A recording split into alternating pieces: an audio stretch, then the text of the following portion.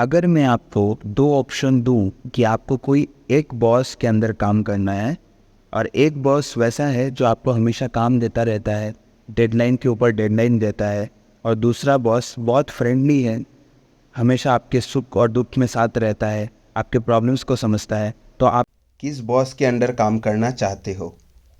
Hello learners and welcome back to Pankaj की कक्षा। आप सभी का स्वागत है मेरी कक्षा में।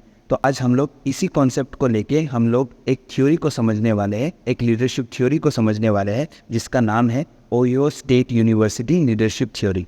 ठीक है, ये जो थ्योरी है ना, ये आप लोग के ओहियो स्टेट यूनिवर्सिटी में किया गया था। ठीक है, इसीलिए इसको ओहियो स्टेट यूनिवर्सिटी थ्योरी भी बोला जाता है या फिर स्टडीज़ भी बोला जाता है।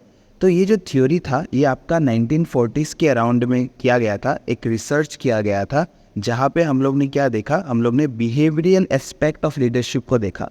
बिहेवियर्स को कंसिडर किया कि एक लीडर के बिहेवियर से क्या एक ऑर्गेनाइजेशन में जो एक एम्प्लॉय काम कर रहा है क्या उसमें चेंजेस आता है। देखो, पहले हम लोग ने क्या देखा था कि बिहेवियरल थ्योरी के पहले एक थ्योरी हुआ करता था जिसका नाम है ट्रेट थ्योरी ऑफ लीडरशिप। वो ट्रेट थ्योरी क्या बोलता था, मैंने इस चैनल पे अब तक डिस्कस नहीं किया है बट आगे करवा दूंगा। वो थ्योरी बोलता था कि एक इंसान, एक लीडर वही है जिसके जन्म के साथ साथ उसके पास कुछ कुछ ट्रेट्स है या फिर बोल सकते हो कुछ कुछ कैरेक्टरिस्टिक्स है जो लीडर बनने के लिए ज़रूरी है थे। As per the trait theory, leaders are born and they are not made. लेकिन ये जो ओहियो स्टेट यूनिवर्सिटी में जो रिसर्च किया गया, ये जो स्टडी किया गया, यहाँ पे इसके अगेंस्ट में इस थ्योरी को दिया गया है। तो हम लोग ये बोल सकते हैं कि the reason for this research was the limitations of the trait theory of leadership. ठीक है, अभी ये जो थ्योरी है ये किस लिए दिया गया था? बिकॉज एक लीडर जो होता है उसके बिहेवियर से भी बहुत सारे चेंजेस एम्प्लॉयज़ में देखे गए हैं।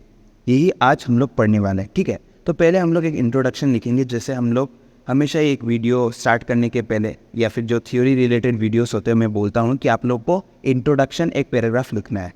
पहला आप लोग को क्या लिखना है, देखो, in the 1940s Ohio state university initiated research into the behavioural aspect of leadership.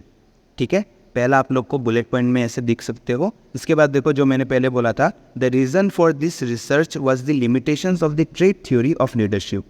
ठीक है, इसके बाद देखो क्या है, they aimed to identify independent dimensions of leaders behaviours. Leaders के बिहेवियर्स को एनालाइज करने के लिए ये थ्योरी को लाया गया है। और वो क्या बोलते थे कि एक इंसान का जो क्वालिटी है, ठीक है, जो कोई ट्रेट है, उसके हिसाब से एक लीडर वो नहीं बनता है। वो जो बिहेवियर करता है उसके हिसाब से ही वो लीडर बनता है। इसका मतलब ये है कि अगर किसी इंसान को हम लोग वो बिहेवियर सिखा दे तो वो अच्छा एक लीडर बन जाएगा, राइट। लेकिन ट्रेट थ्योरी में उसका उल्टा था। ट्रेट थ्योरी बोलता था कि जो होते हैं वो इनबॉर्न होते हैं, वो जन्म के साथ साथ उसके पास कुछ कुछ क्वालिटीज़ होते हैं, राइट। लेकिन ये थ्योरी इसके अगेंस्ट में थे। ठीक है, तो क्या है, देखो, पहला चीज़ कि इनिशियली दे आइडेंटिफाइड नियरली 1000 डायमेंशंस। जब उन्होंने ये स्टडी को स्टार्ट किया 1940s टू 1950s के आसपास, तब देखा कि बहुत सारे डायमेंशंस है, बहुत सारे अलग अलग बिहेवियर्स हैं लीडर्स के होते हैं। हज़ारों डायमेंशन से दो मेन कैटेगरीज को निकाला गया जो हम लोग आगे पढ़ने वाले हैं। ठीक है, चीज़ देखो कि हमारे जो अर्ली 1940s में या फिर 1950s में हम लोग एक एग्जांपल लेते तो आप लोग को क्लियर होगा कि 1940s के आसपास एडोल्फ हिटलर भी थे, राइट। वो कितने स्ट्रिक्ट थे, उनको जो काम करवाना था लोगों से वो बाय फोर्स करवा लेते थे। वो भी लीडर थे, राइट। एडोल्फ हिटलर हम सबको पता है। लेकिन वहाँ पे उनके जैसे और भी लोग थे, देखो, जैसे महात्मा गांधी, राइट। तो महात्मा गांधी का लीडरशिप का क्वालिटीज़ अलग था। वो लोगों को बिना डराए धमकाए भी काम करवाते थे, राइट। ये जो अलग अलग लीडर्स थे उनके टाइम में 1940s 1950s के टाइम में, उस टाइम में जैसे लीडर्स थे उनके जो बिहेवियर्स थे अलग अलग थे, राइट। एडोल्फ हिटलर का अलग था, महात्मा गांधी का अलग था। तो उस सब को ग्रुपिंग करके दो मेन कैटेगरीज में डिवाइड किया गया जो आज हम लोग अभी पढ़ने वाले हैं। ठीक है, ये एक बिहेवियरल थ्योरी है, ये हम लोग के बिहेवियरल थ्योरी के अंडर ही आता है ये थ्योरी। और आगे बिहेवियरल थ्योरी के और बहुत सारे टाइप्स हम लोग पढ़ने वाले हैं। एक थ्योरी ऑलरेडी हम लोग ने डिस्कस भी कर दिया है, मैनेजरियल ग्रिड थ्योरी। वो थ्योरी का जो लिंक है मैं डिस्क्रिप्शन पे दे दूंगा, आप लोग उसको भी देख सकते हो। ठीक है, अभी देखो डायरेक्टली हम लोग चलते हैं हम लोग के फर्स्ट कैटेगरी में। फर्स्ट कैटेगरी होता है आप लोग का इनिशिएटिंग स्ट्रक्चर।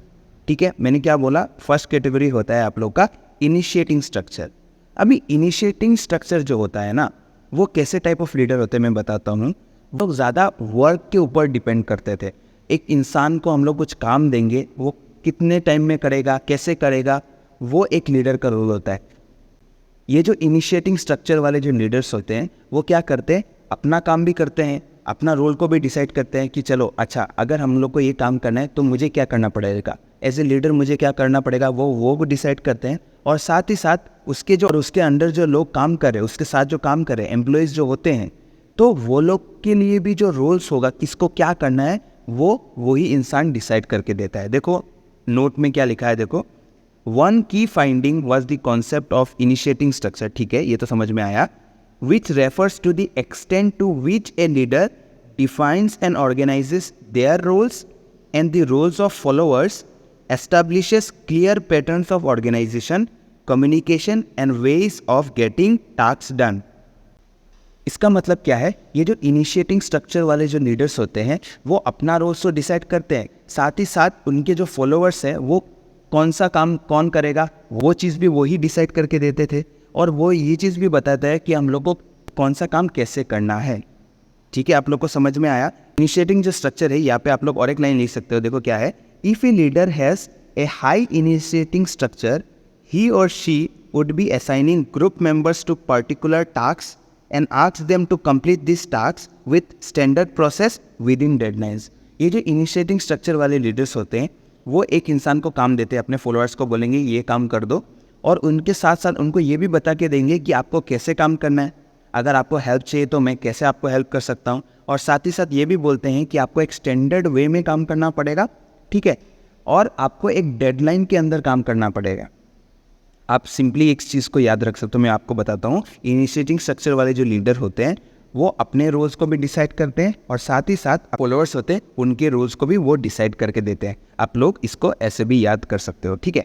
इसके बाद देखो, इसका ऑपोजिट होता है कंसिडरेशन। ठीक है, कंसिडरेशन को आप लोग ऐसे भी याद रख सकते हो, वहाँ पे एम्प्लॉयज़ के बारे में कंसिडर किया जाता था। क्या है देखो, इसके अंदर हम लोग पहले पढ़ते हैं, इसके बाद आप लोग को मैं आगे समझाऊंगा। कंसिडरेशन में क्या होता है कि another significant finding was consideration, ये चलो ये तो ठीक है, which indicates the degree to which leaders show concern and respect for their followers, ideas and feelings, creating a supportive and friendly working environment. ये जो कंसिडरेशन वाले लीडर्स होते हैं वो क्या करते हैं, वो ऑर्गेनाइजेशन में बहुत फ्रेंडली रहते हैं, उनके जो फॉलोअर्स रहते हैं उनके साथ बहुत फ्रेंडली वे में काम करते हैं, उनके सुख दुख में साथ रहते हैं, अगर कोई भी प्रॉब्लम आता है तो उनको हमेशा सपोर्ट करते हैं, राइट। यहाँ पे क्या होता है, ये एक सपोर्टिव लीडर का काम करते हैं। और पहला जो था वो कैसे रहते थे, वो लोग थोड़े से स्ट्रिक्ट रहते हैं, जो रूल्स होते हैं, राइट, उनको जो टास्क देना है वो देते हैं, कैसे करना है वो भी बता के देते हैं और एक डेडलाइन देते हैं। लेकिन कंसिडरेशन में क्या होता है, ये सब चीज़ नहीं रहता है, वहाँ पे वो लोग सपोर्टिव और थोड़े से फ्रेंडली रहते हैं। ये चीज़ का आप लोग को ध्यान देना है, ठीक है। अभी देखो, ये जो थियोरी है ना, इसको हम लोग को थोड़ा सा इन डेप्थ थोड़ा सा जाना पड़ेगा। इसके लिए हम लोग क्या करेंगे, हम लोग अपने नोट्स पे जाएंगे, ठीक है। आप लोग कंसिडरेशन में और एक लाइन भी लिख सकते हो, देखो क्या है कि a leader high on consideration could be described as one who helps employees with personal problems, friendly and approachable. मतलब वही बात है कि ये जो कंसिडरेशन वाले लीडर्स होते हैं वो लोग बहुत फ्रेंडली होते हैं, राइट। साथ ही साथ क्या होते हैं, वो अपने पर्सनल प्रॉब्लम्स, मतलब के जो फॉलोअर्स हैं उनके पर्सनल प्रॉब्लम्स को भी सॉल्व करके देते हैं, ठीक है। आज के ज़माने में ऐसे कंसिडरेशन वाले लीडर्स तो मिलते हैं भी या नहीं मुझे नहीं पता, मुझे तो बस इनिशिएटिंग स्ट्रक्चर वाले ही मिलते हैं, ठीक है। तो इस चीज़ से हम लोग को क्या समझ में आया, ये जो ओहियो स्टेट यूनिवर्सिटी का जो स्टडी हुआ था वहाँ पे हम लोग ने देखा कि ये जो ट्रेड्स होते हैं वो सब एग्जिस्ट नहीं करते हैं। एक इंसान को अगर लीडर बनना है तो उसको कुछ कुछ बिहेवियर्स को सीखना पड़ेगा।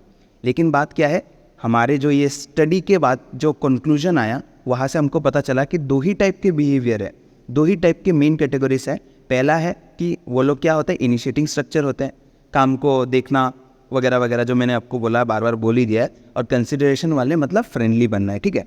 तो अभी देखो, हम लोग को थोड़ा सा इनडेप्थ जाना पड़ेगा। इनडेप्थ जाने के लिए आप लोग को क्या करना पड़ेगा, आपको मेरे टेलीग्राम चैनल पे इसका जो नोट्स है पीपीएम यूनिट 4 का लीडरशिप का नोट्स जो है आपको इजीली फ्री में मिल जाएगा। आप लोग वहाँ पे भी जाके इसको कंसिडर कर सकते हैं। हम लोग डायरेक्टली चलते इसके डायग्राम को, ठीक है। ये डायग्राम देख के ही बहुत लोगों को डर लग गया होगा कि सर ये क्या है, ये क्या बॉक्स है, क्या हाई लो। अभी इसको मैं समझाता हूँ। देखो यहाँ पे आप लोग का 4 टोटल बॉक्स है। ये एक मैट्रिक्स सिस्टम में हम लोग को समझना पड़ेगा। क्या होता है कि देखो नीचे जो है हम लोग का इनिशिएटिंग स्ट्रक्चर है, और ऊपर जो है, ऊपर की तरफ जो ये एरो है, यहाँ पे क्या है आप लोग का कंसिडरेशन।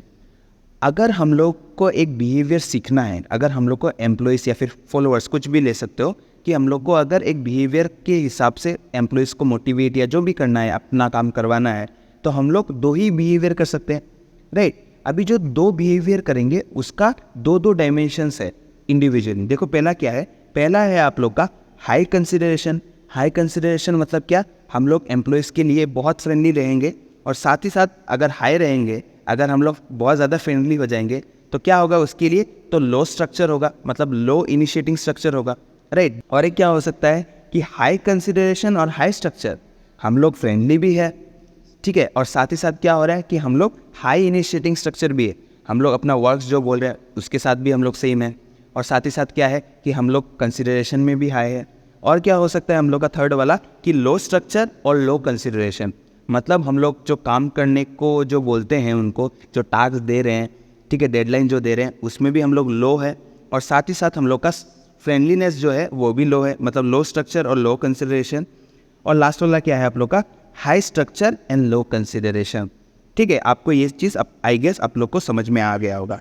अभी देखो ये जो थ्योरी हम लोग ने पढ़ा, इसका क्या कंक्लूजन निकला, ये अभी हम लोग को समझना है। देखो क्या है कि thus the leader can be high on both the dimensions और low on both the dimensions, और high on one and low on one. ये चीज़ तो हम लोग को समझ में आया कि आइदर हो सकता है कि दोनों में हाई हाई, या फिर दोनों में लो, या फिर एक में हाई एक में लो, ठीक है, या फिर वाइस वर्सा जो भी है। पहला फाइंडिंग्स क्या है, देखो कि there is a positive relation between consideration and regularity of employees and low grievances. इसका मतलब है कि जब हम लोग सपोर्टिव रहते हैं ना, एक ऑर्गेनाइजेशन में ज़्यादा कंसिडरेशन होता है तो एम्प्लॉइज ज़्यादा आना पसंद करेंगे, राइट। जब कंसिडरेशन ज़्यादा होगा मतलब क्या था, मैंने क्या बोला था कि सपोर्टिव रहते हैं लीडर्स। अगर सपोर्टिव है तो हम लोग के ऑर्गेनाइजेशन में क्या होगा, रेगुलरिटी ऑफ एम्प्लॉइज ऑर्गेनाइजेशन में आना ज़्यादा पसंद करेंगे, राइट। तो इससे क्या होगा, लो ग्रीवेंसेस। ग्रीवेंसेस मतलब क्या, कंप्लेन करना ज़्यादा बंद कर देंगे वो लोग। सपोर्टिव हो तो प्रॉब्लम तो ऐसे ही सॉल्व हो जा रहा है, तो वो लोग क्या करेंगे, ज़्यादा ग्रीवेंसेस नहीं लाएंगे, राइट। बट इससे क्या होता है, but consideration is negatively related to performance. इसके कारण जब हम लोग सपोर्टिव हो रहे हैं, हमारे परफॉर्मेंस में क्या हो रहा है, नेगेटिव रिजल्ट शो हो रहा है, राइट। क्योंकि हम लोग क्या हो रहा है, हम लोग अपने टास्क को डेडलाइन के पहले ख़त्म नहीं कर पा रहे हैं, राइट। समझ में आया आप लोग को, समझ में आया? अगर समझ में आया तो आप लोग को लाइक करके जाना है, ठीक है। मैं लाइक के बेसिस पे समझ में आएगा मुझे कि आप लोग को समझ में आया है कि नहीं, ठीक है। उसके बाद देखो उसका उल्टा क्या होगा, there is a positive relationship between initiating structure and employee performance.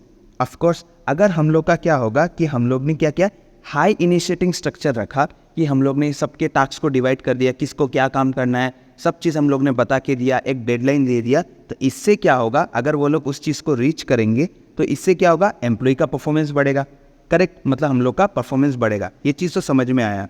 But इससे क्या होगा, but initiating structure is also associated with absenteeism and grievances. जब हम लोग हाई इनिशिएटिंग स्ट्रक्चर रखेंगे तो इससे क्या होगा, हमारे ऑर्गेनाइजेशन में ज़्यादा से ज़्यादा लोग एब्सेंट करेंगे, एब्सेंटिज्म बढ़ जाएगा। क्योंकि इतने रूल्स के अंडर कौन काम करना चाहेगा, डेडलाइन के अंदर वो लोग एब्सेंट रहेंगे, और साथ ही साथ एब्सेंट तो होंगे, साथ ही साथ अपना प्रॉब्लम्स भी लेते आएंगे, हर दिन एक नया एक्सक्यूज़ लेके आएंगे, ठीक है। तो यही चीज़ होता है, ये 2 चीज़ हम लोग के फाइंडिंग्स में निकला है, हम लोग के ये जो ओहियो स्टेट यूनिवर्सिटी के ये जो स्टडी किया गया था लीडरशिप के बिहेवियर्स के ऊपर। उसके बाद देखो लास्ट क्या है आप लोग का, when both these dimensions are high, दोनों डायमेंशन मतलब इनिशिएटिंग स्ट्रक्चर भी हाई, कंसिडरेशन भी high, performance and satisfaction tend to be high. चलो ये तो समझ में आया। But in some cases high productivity was accompanied by absenteeism and grievances. कभी कभार क्या होता है कि हमारा परफॉर्मेंस बहुत हाई है लेकिन हमारे ग्रीवेंसेस बहुत बढ़ जाते हैं, क्योंकि लोग क्या हो रहा है कि बाउंड होके काम कर रहे हैं, राइट। हमको 2 चीज़ पता चला ना कि जो इनिशिएटिंग स्ट्रक्चर है वहाँ पे हम लोग को काम थोपा जाता है, हम लोग को टास्क दिया जाता है, डेडलाइन दिया जाता है, तो उनके अंडर ये से हम लोग के इनिशिएटिंग स्ट्रक्चर वाले जो लीडर होते हैं उनके साथ लोग ज़्यादा काम करना पसंद नहीं करते हैं, क्योंकि वो लोग इतना सपोर्टिव नहीं रहते, राइट। यही चीज़ हम लोग के स्टडी के ये जो स्टडी हुआ था इसका हम लोग को एक फाइंडिंग्स मिला है। ठीक है, आई होप आप लोग को इतना तो समझ में आ गया होगा। वीडियो थोड़ा सा लंबा हुआ है, लेकिन आई गेस हम लोग को इन डेप्थ एक एनालिसिस मिल गया है कि ये जो थ्योरी अगर आता है तो हम लोग को क्या लिखना है। लास्ट में 2 लाइन में ख़त्म करते हैं। क्रिटिसिज्म, अगर कोई अच्छा चीज़ करोगे, मैं हमेशा बोलता हूँ, तो बुराई करने कोई आ जाएगा, तो क्रिटिसाइज करने आ गए थे।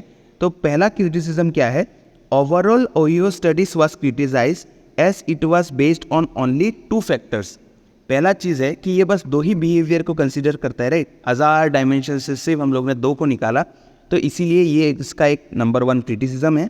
और सेकेंड क्रिटिसिज्म ये है कि the leadership is a vast construct and squeezing 1000 dimensions to 2 does not seems to be practically relevant. वही चीज़ है, आप लोग का एक्टिव वॉइस को पैसिव वॉइस करके लिख दिया है। तो आप लोग क्रिटिसिज्म को अगर ये 2 पॉइंट भी दोगे तो मोर देन इनफ है।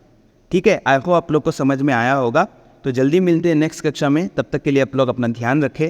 और ऑफ कोर्स आप लोग को क्या करना है, आपको अपना कलम, किताब और फ़ोन लाके नेक्स्ट वीडियो में हाजिर हो जाना है। धन्यवाद।